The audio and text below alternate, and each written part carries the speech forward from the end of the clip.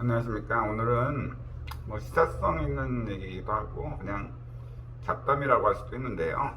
그러니까 요즘에 이제 검찰청법 시행령 개정 관련돼 가지고 이 검사의 직무 범위에 대해서 이제 실제로는 뭐 한동훈 그 법무부 장관이 부패 수사 뿐만 아니라 경제수사 이거 외에 다른 것도 시행령에서 규율해서 검찰청법에 반하는 어떤 그러한 위법한 행위를 한 게 아니냐, 여기에 대해서 간단하게 법 공부한 사람으로서 제가 좀 말씀을 드리도록 할게요.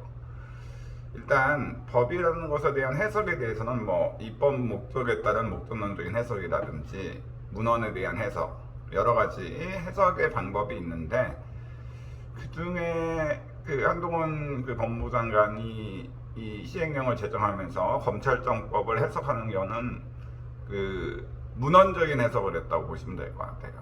그래서 여기 이제 저도 한번 법을 좀 봤는데, 검찰청법 제4조 제1항 제1호 감옥에 이렇게 나와 있어요. 검사의 직무, 그러니까 검사의 이제 권한, 직무 범위에 대해서 부패범죄, 경제범죄 등 대통령령으로 정하는 범죄.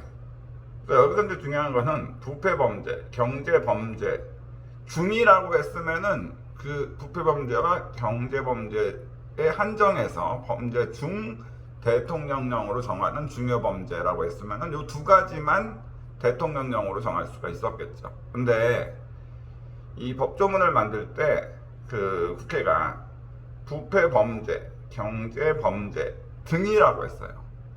이 등의 의미는 부패범죄와 경제범죄 외에 다른 것도 포함될 수 있는 내용이거든요. 문헌적으로 해석하면. 그래서 예를 들어서 여러분들 이제 행정법 공부하신 분들은 다 아시겠지만 국배법 2조 1항 단서, 그 이중배상금지 있죠.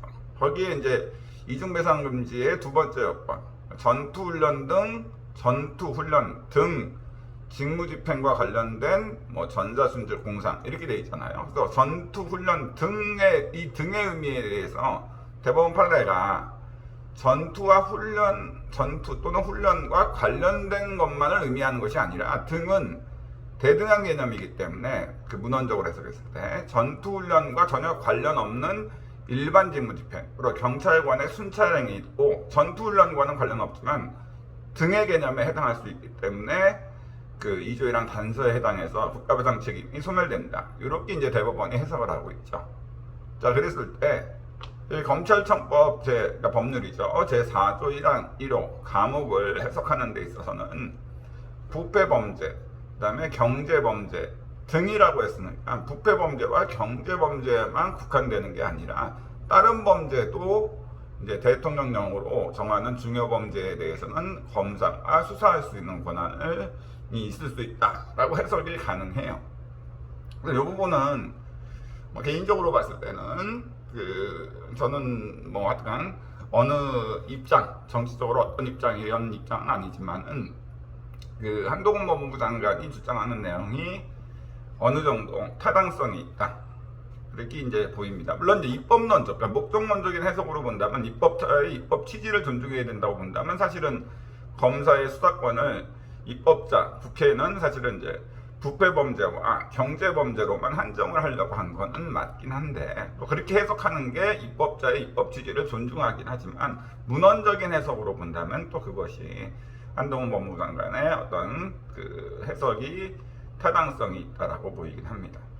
그래서 참 이 부분은 그러니까 차라리 이제 법을 부패범죄, 경제범죄 중 대통령령으로 정하는 중요범죄라고 했으면은 그 글자 하나 때문에 그것만 했으면은 문제될 것이 없는데, 좀 민주당 입장에서는 좀 안타까운 일일 수 있다라고 보이긴 해요.